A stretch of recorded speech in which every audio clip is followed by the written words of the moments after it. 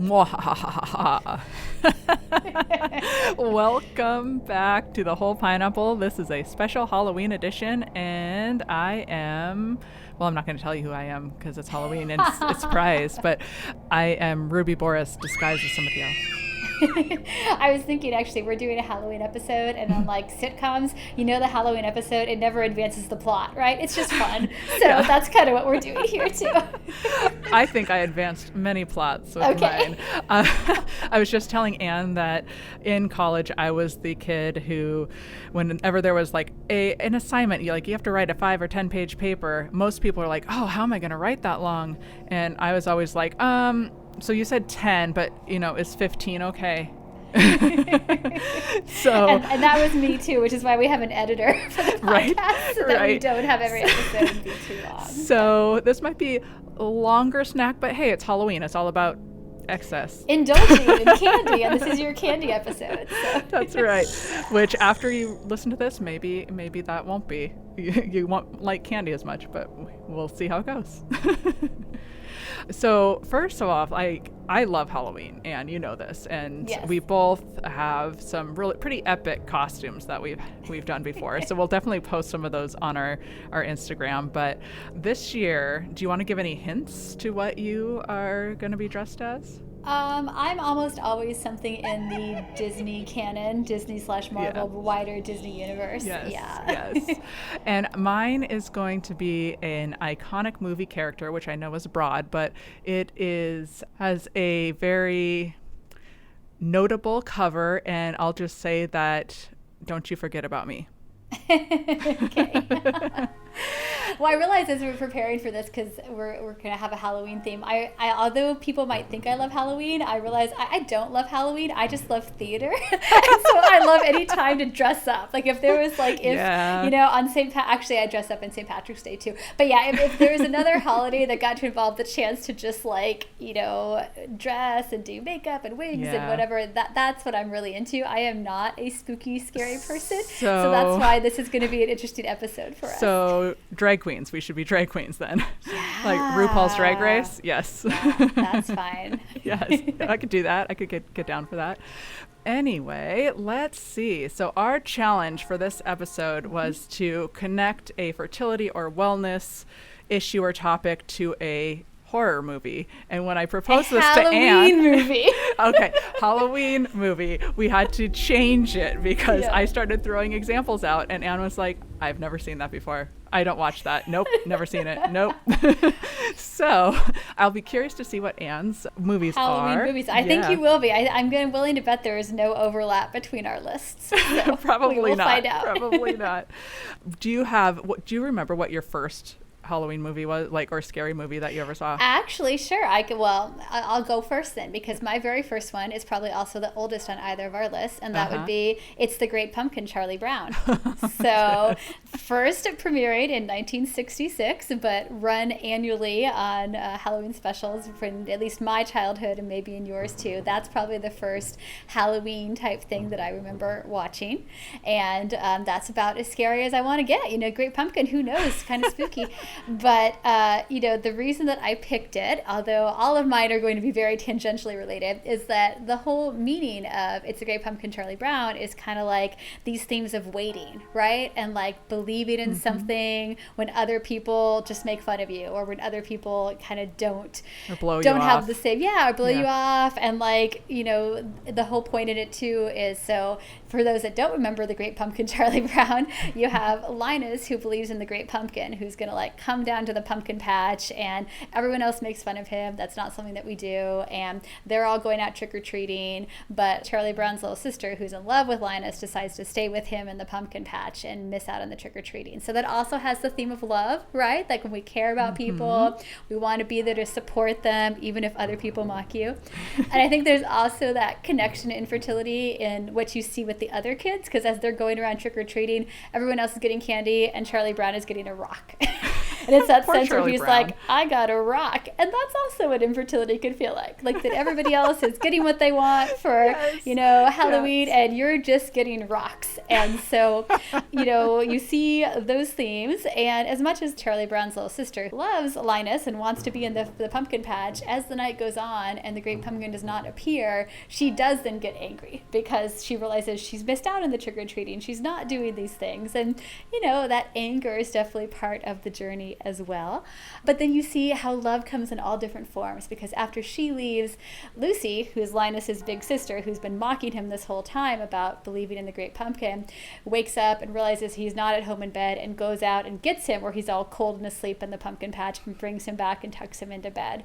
And so she does love him, and so there's family love too. Yes. And when he wakes up the next morning, he's like, he's going to wait again next year. Even though it didn't happen this year, he's going to wait again next year. Oh, And man, so, the persistence. yeah, Yes. and that's, I think, the reason that we still watch something that came out in 1966, because Yeah. it has those themes of hope, right? Yeah. Which is our whole thing, right? That hope and perseverance and, keeping a dream and a belief alive, even if life is just giving you rocks. I think that what makes it a good Halloween Yeah. and fertility tied-in story. I think that's a great one. That's really good. Just to throw this in there, there's going to be spoilers, but I think all of at least all of my movies Yeah. are fairly old. And the first one I talk about is actually a franchise, and it's the most recent, and it was released in 1996. So, Okay.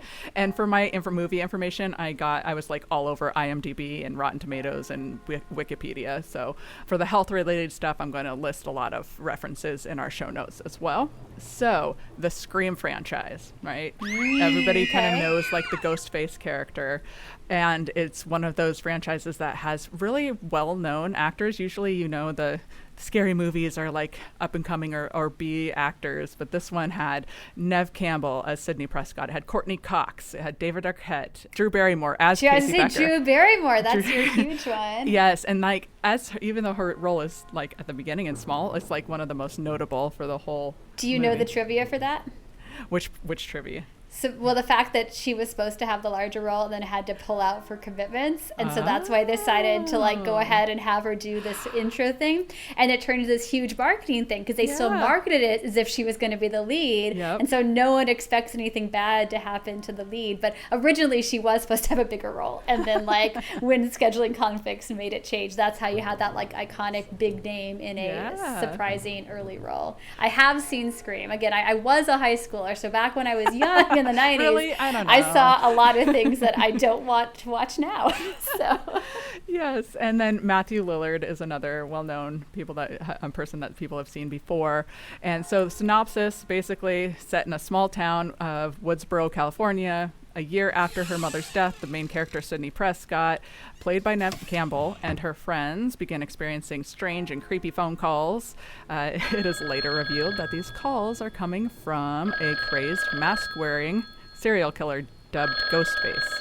And what's really important to know, and the link for my health issue, is that there are multiple killers in this franchise. There's not just one. Ghostface also plays off of the stupid decisions that characters make in horror movies, which is part of the fun facts with Scream. And then other fun facts that you mentioned one, but the Roger L. Jackson voiced Ghostface for the entire franchise. So the phone calls were all the same person for the whole franchise. And the most recent Scream 5 came out in 2022, which I haven't seen it, so I don't know. I don't see them anymore. It's only the classics. Yes, and famous quotes. I think the most famous one is, "What's your favorite scary movie?" Or, "You should never say who's there. Don't you watch scary movies? It's a death wish." So I'm comparing Scream to inflammation. So inflammation is not always the bad guy. You need inflammation for your immune system and to fight infection and for healing and things like that. So I just want to put that caveat out there. It's essential for keeping our bodies going, but once it's triggered and once you pass that Goldilocks zone, it becomes systemic chronic inflammation, which leads to many of our common causes of death and disease. So many killers, right? So just like the OG Scream Sydney Prescott thinks her boyfriend Billy cares for her a little, but little does she know he was triggered by her mother's affair with his father, which caused his mother to leave. And now he's deranged and has killed Sydney's mother and continues on a killing spree so he can pin the murders on Sydney's father. In the end, there is a showdown between Sydney, Billy, and their friend Stu, who, oh, by the way, is also in on it the whole time. So it's complicated and it's coming from multiple directions. And just like in slasher films, there's usually an inciting trigger that leads to a killer going on a rampage. Inflammation and gene expression can be switched on and off with certain exposures, stimuli, or triggers, some of which are adipocyanase, adipocytokines, interleukin 1 beta, TNF alpha, interleukin 6, free radicals, oxidative stress. Ooh, oxidative stress and the free radicals, band name, I call it. Arachidonic acid, cytokines, prostaglandins, CRP, histamine. So lots and lots of bad guys with inflammation. So how do we know if the protagonists, how the protagonists are going to fight against inflammation? We definitely don't want to ask if someone is there when it's quiet. We don't want to investigate an odd sound. We don't want to split from the group. We don't want to say we'll be right back, watch someone get killed instead of using it as an opportunity to get away, trip and don't get up immediately, drop your car keys, or run into the woods instead of staying on the well-lit path. But what we should do is, and I'm going to say this a lot, whole food plant-based diet, naturally low in fat and refined carbohydrates, high in antioxidants and phytochemicals, which fights inflammation, decreased stress management, moderate exercise, psychosocial support, and as Dean Ornish says, the father of plant-based medicine, is eat well, move more, stress less, and love more, which can stop or reverse the progression of coronary heart disease, early-stage prostate cancer, type 2 diabetes, hypertension, autoimmune diseases, high cholesterol, obesity, changes in gene expression, and the lengthening of telomeres, reversing aging at the cellular level. So, yeah, not a whole lot of healthy social support in Scream. The no. teenager. I mean, there's a few good friendships, but mostly everybody's backstabbing each other. So, yes. Literally as well as figuratively. Yes. So, good resources for this is Dean Ornish's book, The Undo It book, and he states that the reason that these same lifestyle changes can help prevent and reverse the progression of so many different chronic diseases is that there are different manifestations of the same underlying biological mechanisms. And another good book is How Not to Die by Michael Greger, which in itself could be a movie analogy. That's a good Halloween right. title. Yes. So. All right. I'm going to let Anne talk some more now. So. Okay. Mine is also not something you're probably going to associate with Halloween, but it does have a very pivotal Halloween scene, and that would be the movie Mean Girls. Ooh. So, Mean Girls. It does have a Halloween scene. It does have a Halloween scene. So, Mean Girls came out as a movie in 2004, and it was actually inspired by the book in 2002 that was more about social constructs, especially in young girls. It was called Queen Bees and Wannabes by Rosalind Wiseman. And then the movie, kind of classic teen, again, you don't need to know a ton of background except to know that it's about sort of popularity clicks and, just kind of what does it mean to potentially lose yourself in trying to obtain greater social status. And like many of the things on my list, actually several of my movies follow that same theme. But anyway, it has a very pivotal Halloween scene where the main character, played by Lindsay Lohan, is new in town and entering this new social scene, and she's invited to a Halloween party, and she's excited, so she dresses up in this like super scary, bloody zombie witch kind of costume, and she shows up, and everyone else is just in like really short skirts and cute, like it has like bunny ears or something. And so it's kind of mocking again what are our perceptions of, female attractiveness and sexuality and Halloween. And the thing that I also like about Mean Girls is, I don't know, have you seen the musical, Ruby? No. Oh my gosh, the musical is so good. So in 2017, Tina Fey, obviously from the movie, also then wrote the book for the musical as well. And her husband, Jeff Richman, is the composer, which is awesome that they could do this project together. And it's one of those musicals that really kind of elevates even above its source material. Like you might think of this as just a funny teen movie, but the lyrics for the musical are so good. The lyrics were written by Nell Benjamin, and side note, she also is awesome. I didn't realize until doing this that she won a Laurence Olivier Award for writing this musical lyrics for the musical Legally Blonde, which is also another awesome musical that goes beyond the movie itself and has just really clever lyrics. And so, again, we're only tangentially related to fertility on this one, but the whole idea of, you know, kind of these expectations, right? Like not losing yourself just to do things that might make you fit along with others. And in the musical, I love the song all about Halloween because I just want to read you some of the lyrics. This is sung by the Karen character. So again, the one that's kind of famous for not being the brightest. You can't sit with us. So on Halloween, you can pretend to be someone else. It's like the internet, only in person and with candy, which is a good summary for Halloween. And they sing about, you know, once a year I can dress up and dress big, disguise as someone else who is not me, but is still hot. And that's, again, what a lot of the people are going. And this is one of my favorite. The end of it is, this is modern feminism talking. I expect to run the world in shoes I cannot walk in. So that is what I want us all to remember, that we don't have to be wearing shoes we can't walk into, you know, exert ourselves and have our power and be who we are and not giving into peer pressure. So no, that's not a great fertility, but it is related to having strength and, you know, not losing yourself in the midst of things that can come up in your life and in trying to meet up with other people's expectations. And I said you can't sit with us, and that's actually Gretchen's character, obviously. So I cannot sit with them. I am Karen is the one whose boobs tell the weather. That's right. So, yeah. That's right. As soon as you started saying the lyrics, I'm like, oh, right. It was so hard for me to not sing the lyrics, but I know that then we'd probably get into more copyright infringement. So no singing. Right. So next on my list, this is not going to be as long as the first one because I feel like inflammation, it all comes down from inflammation. So number 2 on my list is Frankenstein. So we got a classic here, 1931. You're older than mine. Okay. Yeah. Oh yeah, for sure. It is so old that it's not rated. So if you're old enough, you remember a time where movies weren't rated.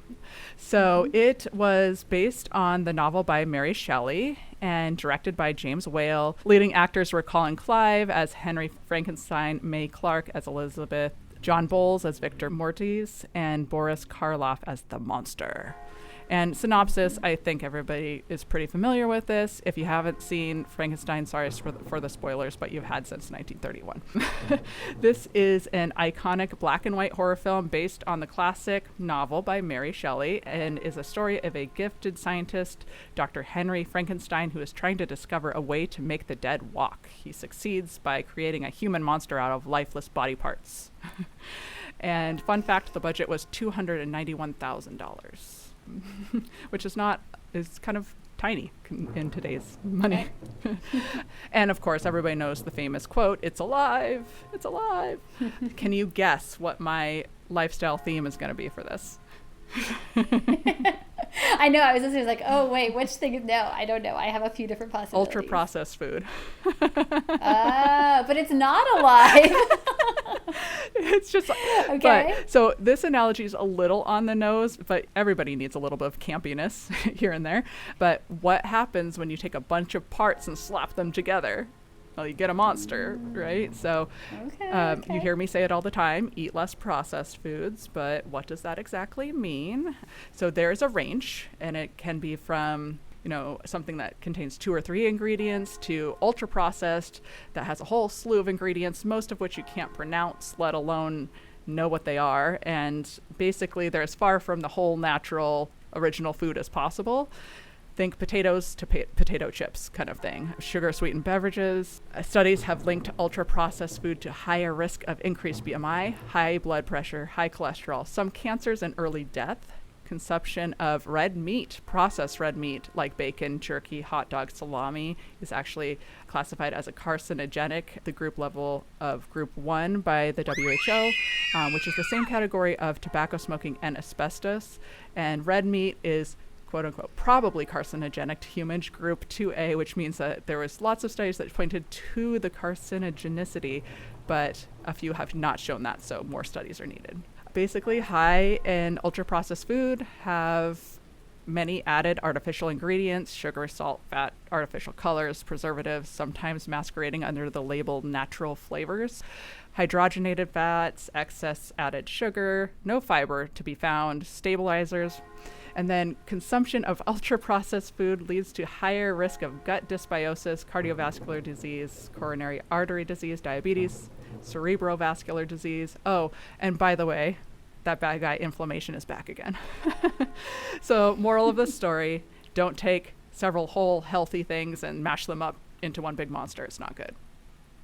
All right, I gotta ask from that though, because now I'm starting to get a little bit worried. Like, I know that obviously certain things are bad, but it is Halloween and there is candy. Are you that house that gives out like dental floss instead, or what? What is your Halloween thing here? Because none of these things are we aiming for perfection. Yes, no, not by any Okay. means. And Okay. Dion would not let me do that. If Okay.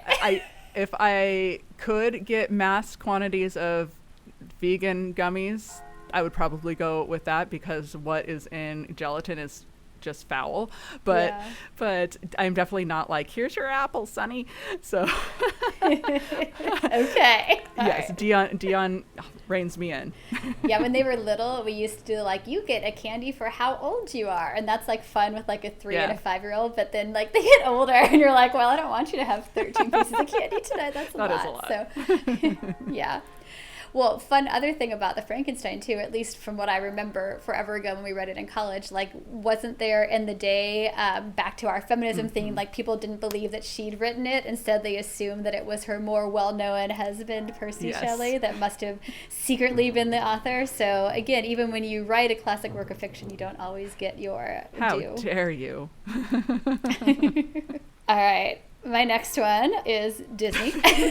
This is Disney Zombies. Have you seen the Zombies movie franchise? It is, I believe, only like, it was not a theater release. It was on, Disney and the Disney Plus. But this came out in 2018, and it is obviously showing that I enjoy a good musical. And what I like about Zombies is it's basically brief plot synopsis. You have this town that had a nuclear disaster, and half the town turns into crazed brain-eating zombies, and the other town walls themselves off to keep themselves safe. But then they develop this technique of these, they call them Z-bands, and they're these bracelets that make electrical impulses that then like make them not be zombies anymore. So they still look like it, but they no longer are possessed by that desire. And so now they're trying to integrate the two sides of the town. And of course, there's a lot of distrust and on kind of the perfect Seabrook side versus these new zombies that are trying to come into school. And now you've got, of course, the Romeo and Juliet of the cheerleader and the zombie coming together and being in love. Yep. Yeah, exactly. And one of the things that I like about it is some of these gender stereotypes that are flipped a bit. So the perfect little town has a terrible football team. No one cares about football, but they have this like super famous cheerleading team. And so the cheerleading is what everybody is coming to watch and support on. And the main character, she's their head cheerleader, and she also has a secret about her that makes her not quite fit in the town. And so you have, of course, everyone learns from each other, lots of fun songs and movies. But my connection to Fertility is that the Z-bands and all the things that happen with them, because people realize they can kind of hack them to bring out some more of their zombie strength to be able to succeed in football. It reminds me of some of the wearable tech that we see with Fertility, that you have people who are kind of letting their life be dictated by when your wearable bracelet or armband, everything else says that you might be ovulating, and that's how you make your decisions. And remembering that we don't want to completely shape our life and our plans by our hormone levels.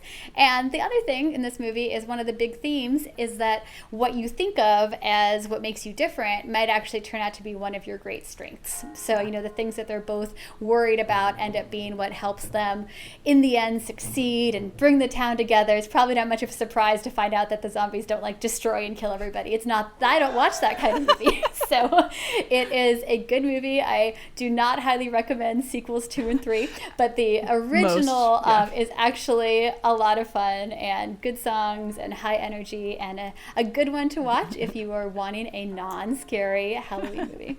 And I'm going to make all the horror heads really angry by saying that sequels usually don't hold their weight, but I am not a huge horror buff, so I don't know. So the next one was really fun, and actually have not seen this one. So, but I watched a lot of YouTube videos. I did a lot of like deep dives in synopsis, but I just couldn't let this one go because it's just too good. And it is set in 2022. So it was released in 1973. Its rating is PG. It's Soylent Green. Have you heard of that? I've never seen it either. I know the plot, and I've, read essays and references, and I've seen the Simpsons episodes that parody. Simpsons always did it. Yeah. So, written by Stanley R. Greenberg, and it was based off of the novel Make Room by Harry Harrison, and directed by Richard Fleischer. And it has Charlton Heston and Edward G. Robinson, which I guess this was his very last film right before he died, and then Lee Taylor Young, Brock Peters, and Paula Kelly. So this is technically not a horror movie. It's more of like a sci-fi mystery thriller kind of thing, but it's a dystopian futuristic sci-fi type scenario set in 2022 in New York City of the future. Earth is overpopulated, polluted, starving. Climate change has made habitation unbearable. Natural resources have been depleted, and they have mass extinctions of animal and plant life. Society is controlled by giant corporations. The average citizen's civil liberties and rights are restricted. There are supply chain issues leading to scarcity, shortages, starvation. And only the elite can afford spacious apartments, clean water, natural food. A jar of strawberries is $150. And Soylent Industries is a company that is providing food-like nourishment consisting of plankton from the ocean, supposedly. When a board member is murdered, Dr. Frank Thorne, Charlton Heston, is tasked with investigating the homicide. He and his former academic elderly friend, Sol Roth, who is Edward G. Robinson, discovered that the murder wasn't a burglary gone wrong, but a hit to protect the secrets of Soylent Corp, which is the disturbing secret ingredient used to manufacture Soylent Green. It's people. People. Right. I know from The Simpsons. It's made from people, folks. So yeah, what is your fertility diet for this? Lifestyle. And a very famous quote from this movie is from the character Sol Roth, and it is, "When I was a kid, food was food." So this ties back into the ultra-processed food, but also environmental health. So, I mean, I think I just read off a lot of the issues that have been kind of plaguing us in recent years, and it's kind of like a referendum on environmental health and social determinants of health, climate change, I mean, food politics, food deserts, animal agriculture, eco-food industries, just all of it. So it would just seem too on the nose to not pick. Nice. Yeah. All right. I see that. Okay, so my next one is probably it's actually probably not technically Halloween related because it would technically be Dia de los Muertos. So mine would be Coco, Disney, but from 2017. And if anyone hasn't seen Coco, I highly recommend it. It's one of my favorite. It's a beautiful movie. It has such interesting just songs and lyrics. And what I like about it is its themes of family. And I don't want to like go into too much of plot synopsis because I don't want to ruin things. But it's just a great movie for everybody to see. It's a boy named Miguel and how he ends up kind of traveling to the land of the dead and then having to find his way back across. And the things that I think about it a little bit in terms of fertility is if you've even seen the preview, you've seen just these beautiful scenes where there's this bridge of the marigolds that kind of connects the land of the living with the land of the dead, and that's what he's trying to get across, but it kind of keeps dissolving in the beginning. And I feel like that's sometimes how people can feel when you're going through infertility, is that you feel like there's this like fertile world out there where everybody just like gets what they want and everything is easy, and those things are not true either, but it feels that way in your mind, right? That there's like this other life that you're supposed to be living, but you're stuck on this side and you just don't know what that bridge is to get you onto the other side. And I feel like in so many of the things that we say or read, a lot of people use these kinds of metaphors, like it's a bridge, it's a river, it's some way of like all of a sudden you're going to enter that land where you wanted to be. But in that early time when you don't know how to get across it, that's what can be so tough. And all these things that you want to be a part of, these celebrations, these family gatherings, but you're just like watching from the other side. and trying to find that way that you can still feel connected and get there. And watch the movie, listen to them sing the song Remember Me, and you have all these great themes of family and connection. And again, that what matters is this, even in situations where there's loss, like that we remember each other and that we honor those losses, and that's how these things stay alive and present in our current day and family. So it's a great movie. When I am in our conference later in October, I will be going to the Disney Halloween party, which has a whole Coco theme part of the park. So I will try and take a picture there with our little Hope pineapple. And I highly recommend people check out Coco. It's a good one. It's a good one. We use the term, fertility journey all the time. So it definitely works. My next one's pretty quick, and it's a little tangential as well. So this is Nightmare on Elm Street. So again, another famous one, 1984, Wes Craven movie, famous for Heather Langenkamp as Nancy and Johnny Depp as Glenn. It's so funny because this is another one that I've never seen, but having watched all the Simpsons Halloween specials, I have definitely seen the parody movie, and therefore feel like I know what's going on. Heather Langenkamp's nickname is the Scream Queen. And Johnny Depp almost didn't take the role. And Wes Craven's daughter threatened to run away from home if he wasn't cast because he was dreamy. Oh my gosh. So backstory, I mean, lots of people know this one too. It's 1980s. There's a serial killer named Fred Krueger, who is known as the Springwood Slasher, who murdered several children with a glove fitted with straight razors. And after his capture, a judge set him free. And then all the parents and the community members killed him by burning him alive in the boiler room where he worked. Then it shoot back to Nancy Thompson, our protagonist, and she's a teenager on Elm Street. She begins having nightmares of a terrifying, disfiguring killer covered in burn scars, wearing gloves with finger knives. And she finds out her friends are having the same dreams, and when her best friend Tina is killed in her sleep, Nancy realizes that the key to staying alive is to remain awake. So she must find a way to stop the murderous Freddy Krueger or never sleep again. Is this going to be about the importance of sleep and lifestyle medicine? Okay. Yes, I don't have much to say about this, but it's really inflammation, the power of sleep. It's very tangential. But see, this is the opposite. That's if you sleep, then you're going to get killed. You have to not sleep. I find this advice confusing. Yes, I know. But she has to bring him to real life and kill him so she can sleep again. It's a whole thing. But anyway, inadequate sleep doesn't just make you sleepy and less productive. It increases inflammation. Yep, that guy's back. And you already know that that's not good. So, among many other things, cardiovascular disease, yada, yada, yada. Okay, I see it. I see it. All right. All right, my last one is my least fertility related, so I'm not judging any of that stuff. So this is one you probably have not seen. It is not a well-known movie, but it is also another kind of cult classic. Have you ever seen the movie Teen Witch? Yes, I have. Yes. The 1989 movie? Yeah. Okay, so I loved this movie growing up, and the funniest thing is, for the longest time, I thought that maybe I just made this movie up, because I would talk to people about it in college, and I was like, that song, I'm gonna be, and they're like, what are you talking about? See, I was Willow, I thought I made that movie up, and I was like, no. Yeah, it's a real thing, and thank goodness now we have the internet that you can look it up and be like, wasn't there some movie about a teenage girl? There is. So 1989, originally this movie was pitched to be a female version of Teen Wolf, which came out in 1985 and also is a much more well-known movie classic. But basically, the other reason I think I related to this is that the main character is named Louise, and my official name is Anne Louise, and Louise is not a common name you see in lots of places. It's funny because I'm still on mailing lists as some places like Louise Judge instead of Anne Louise Judge, and Louise Judge gets all the mail for funeral insurance and AARP discounts. And I know at a demographic statistical level, if you are named Louise, you are expected to be older. I get the same thing because my name is Ruby. Dion swears because my name's Ruby, and I buy books and Sensodyne toothpaste. This is why I get it's time for your hearing screen, and yeah, I know. I get the ads for the bladder pad. All this stuff is I'm all right, thank you, internet.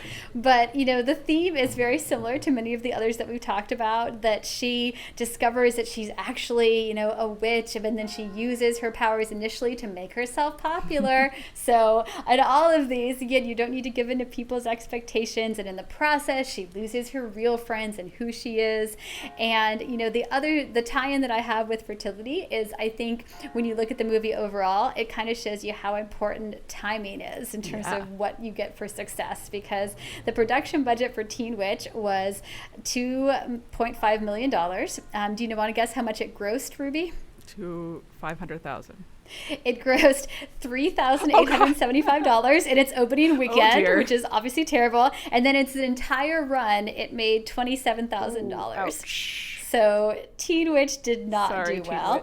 And the reason for that is because it was released in April 1989. And 2 days before Teen Witch was released, Field of Dreams was released and Pet Sematary was released. Poor Teen Witch. And so poor Teen Witch going up against either the heartfelt Kevin Costner. And so that's kind of why Teen Witch did not do what it needed to do. But then it later became this cult classic due to lots of showings on TV and annual stuff. And as someone, Jared Weisselman of the New York Post stated, there are good movies, there are bad movies, there are movies that are so bad they are good, and then there is Teen Witch, a cult classic that defines classification thanks to a curious combination of songs, spells, and skin. So if you want to watch I feel like that's a very 80s movie, but it's got like some of the earliest rap that you see in 1989 of some of their characters, and that falls into the so bad it's good category. But also, again, themes of what it means to be yourself, and from that bigger macro level, timing is quite important. So all the things we talked about in ovulation, but also, hey, if timing is not working out for you or you've been trying to conceive for that window, time to go see a fertility clinic and kind of figure out what's going on and optimize your chances. So that's my last not a single scary movie in my list. I also wanted to mention some honorable mentions for my movies. So I was going to do Anxiety because it feeds on fears. Gremlins, I really wanted to do this one, but Gremlins for just because you didn't want us to eat after midnight. Intermittent fasting.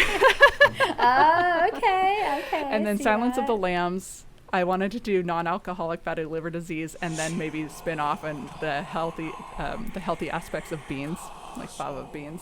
Okay, I get that. Anyway, liver and beans. Wow, maybe next year, Ruby, we could save some stuff for future Halloween episodes. Yes, I think we covered a lot of things here, and this is your mega Halloween special. So thank you for listening. And it's a king-sized candy bar. It's a little bit big. It's a king-size. Oh yeah, we're the house with the king-size candy bars. Yeah. Perfect. And we'll link all of our references in our show notes. And happy Halloween. Thanks for joining us for this week's episode of the Whole Pineapple Podcast. We hope it was helpful. If you know someone who could benefit from hearing the podcast, we hope you'll share it with them. And don't forget to subscribe, rate, and review the Whole Pineapple on your favorite podcast app. Every rating and review makes us easier to find. This podcast is sponsored by Seattle Reproductive Medicine and is produced by Audiotocracy Podcast Production. We'll see you next time. Have a delicious week.